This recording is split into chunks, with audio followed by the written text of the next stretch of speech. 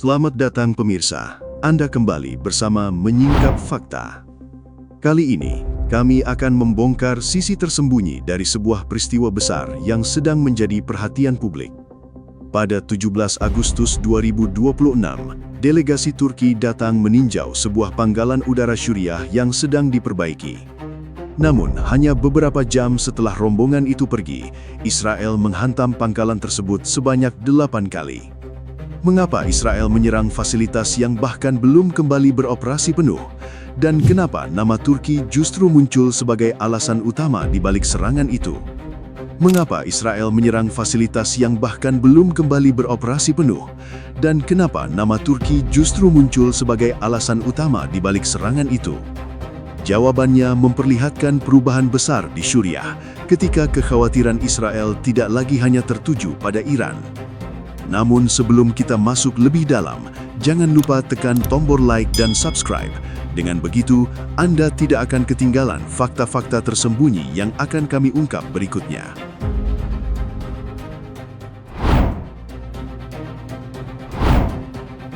Senin, 17 Agustus 2026. Sebuah delegasi Turki datang ke pangkalan udara Abu al-Duhur di Suriah Barat Laut. Tempat ini bukan pangkalan baru. Selama bertahun-tahun, fasilitasnya rusak dan kehilangan banyak fungsi setelah perang panjang melanda Suriah. Namun pagi itu, sesuatu berbeda sedang terjadi. Abu al-Duhur mulai dibenahi kembali. Rombongan Turki datang untuk melihat proses rehabilitasi pangkalan. Landasan pacu, fasilitas penyimpanan, dan bagian pendukung lainnya sedang diperiksa dan diperbaiki agar pangkalan itu kembali memiliki fungsi militer. Kunjungan tersebut berlangsung tanpa bentrokan. Setelah meninjau lokasi, delegasi Turki meninggalkan Abu al-Duhur. Beberapa jam kemudian, situasinya berubah total. Selasa dini hari, 18 Agustus 2026, pesawat Israel bergerak ke arah Abu al-Duhur. Dalam satu rangkaian operasi, 8 serangan udara menghantam pangkalan tersebut. Landasan pacu terkena serangan. Sejumlah fasilitas penyimpanan juga rusak. Tidak ada korban yang dilaporkan, tetapi kerusakan yang ditimbulkan cukup untuk menghentikan proses pemulihan yang sedang berjalan. Pertanyaan besar langsung muncul. Mengapa Israel menghantam pangkalan yang belum kembali beroperasi penuh? Tidak ada laporan bahwa pesawat tempur Suriah sedang bersiap lepas landas untuk menyerang Israel. Tidak ada laporan bahwa Abu al-Duhur saat itu menjadi pusat serangan Iran atau Hizbullah. Yang menjadi perhatian Israel justru sesuatu yang belum benar-benar terjadi. Pada 18 Agustus 2026, pemerintah Israel menyatakan Suriah hampir membuka jalan bagi penempatan pasukan Turki di Abu al-Duhur. Bagi Israel, rencana itu bukan sekedar kerjasama pelatihan biasa. Kehadiran militer Turki di sebuah pangkalan udara Suriah dianggap dapat mengubah keseimbangan keamanan yang selama ini berusaha dipertahankan Israel.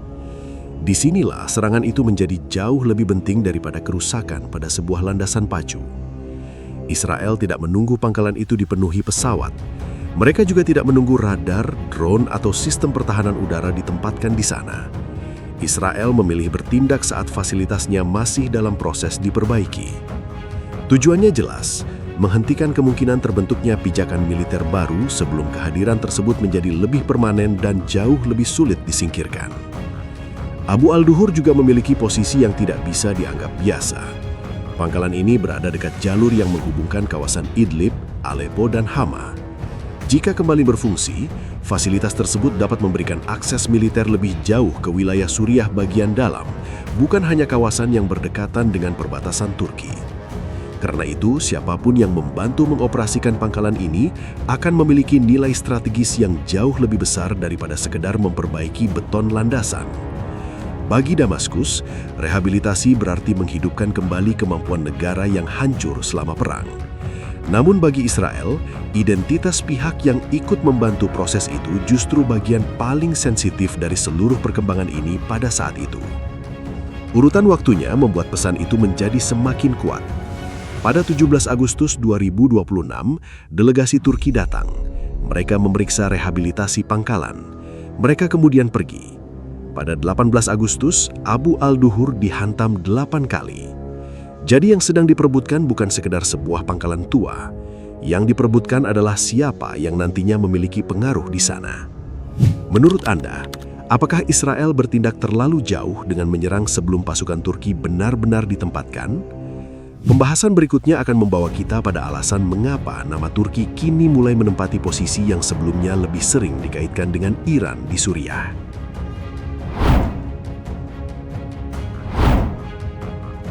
Perubahan besar mulai terlihat setelah pemerintahan Bashar al-Assad runtuh pada Desember 2024. Peta kekuatan di Suriah ikut berubah. Pengaruh Iran melemah, jaringan milisi yang sebelumnya memiliki ruang luas mulai kehilangan pijakan. Sementara pemerintahan baru di Damaskus membutuhkan bantuan untuk membangun kembali institusi negara dan kemampuan militernya. Di tengah kekosongan itu, Turki bergerak cepat. Pada 4 Juni 2025, Menteri Pertahanan Turki Yasar Güler mengatakan Ankara telah membantu melatih dan memberi nasihat kepada angkatan bersenjata Suriah. Kerjasama tersebut tidak berhenti pada pelatihan personil.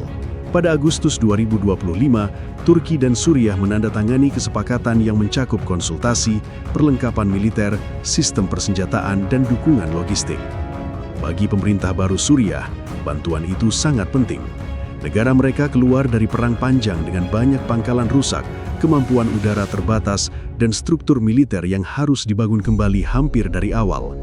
Turki menawarkan pengalaman, teknologi, pelatihan, serta hubungan resmi antar pemerintah.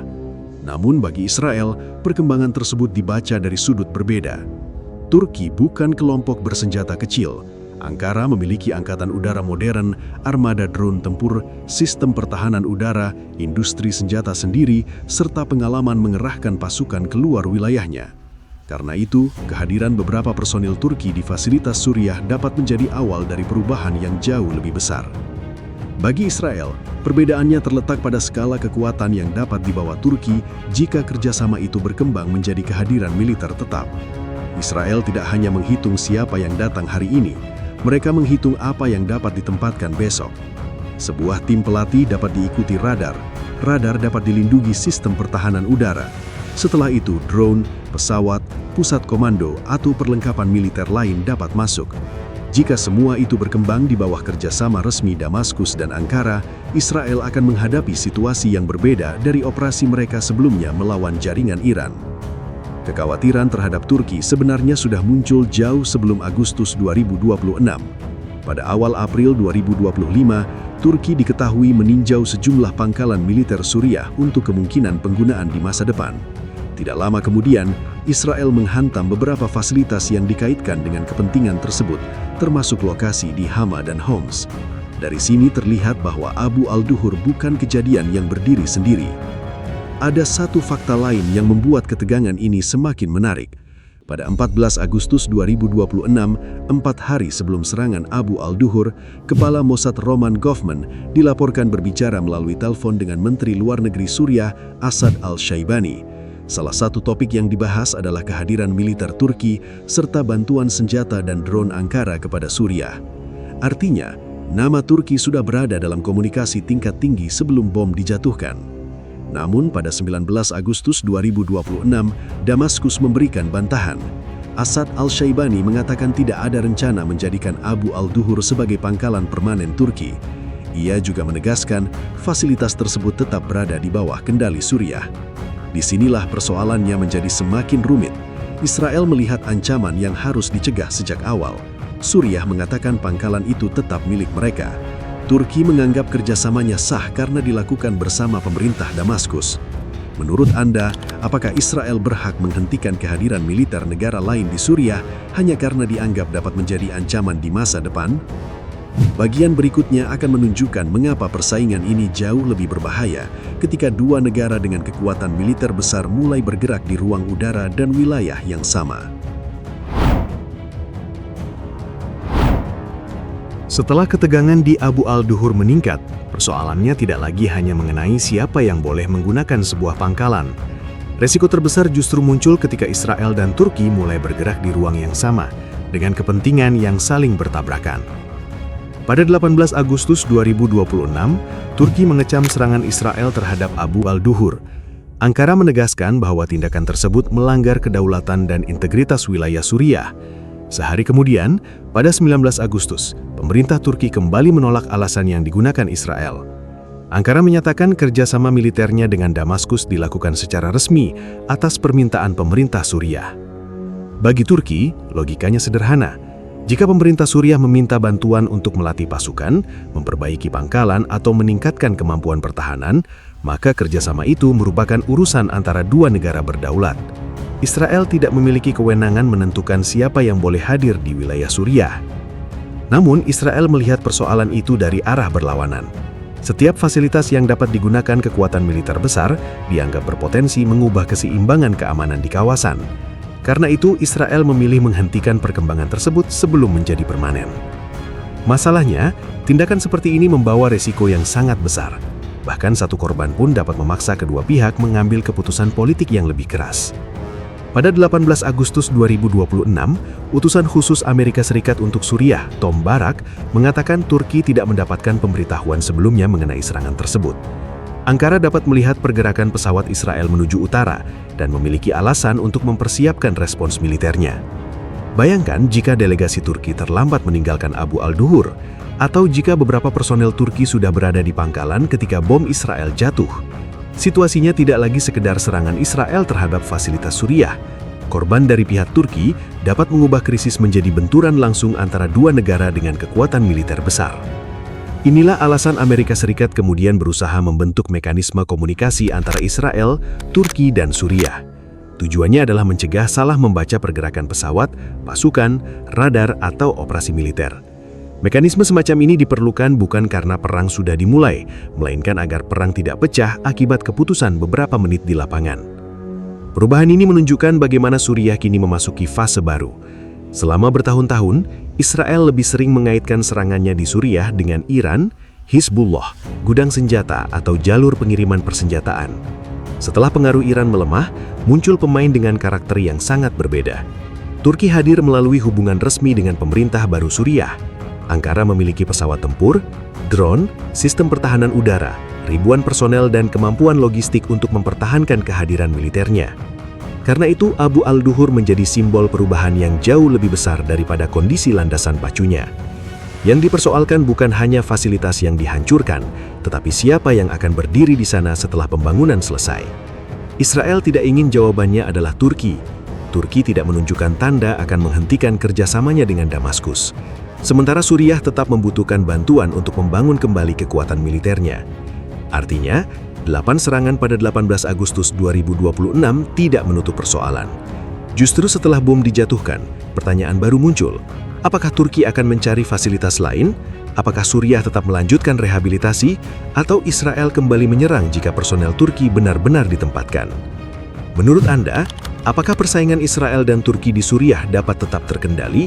Atau satu kesalahan kecil justru dapat membuka konflik yang jauh lebih besar?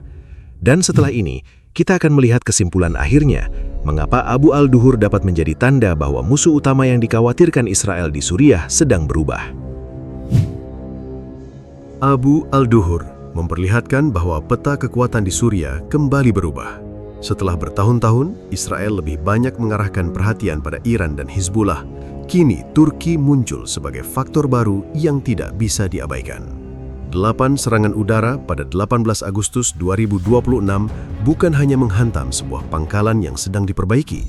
Serangan itu memperlihatkan batas yang ingin dipertahankan Israel, sekaligus menunjukkan bahwa kerjasama militer antara Turki dan Suriah mulai menjadi persoalan keamanan baru di kawasan. Namun ketegangan ini belum mencapai akhirnya. Selama Turki terus membantu pembangunan kembali militer Suriah dan Israel tetap menolak munculnya kekuatan baru yang dianggap dapat mengancam keamanannya, resiko benturan akan terus terbuka. Demikian rangkaian fakta yang berhasil kami singkap hari ini. Jangan lupa subscribe ke channel Menyingkap Fakta dan aktifkan lonceng notifikasi agar Anda tidak ketinggalan pengungkapan fakta-fakta penting lainnya. Menyingkap fakta, mengungkap kebenaran di balik setiap peristiwa. Sampai jumpa pada fakta berikutnya.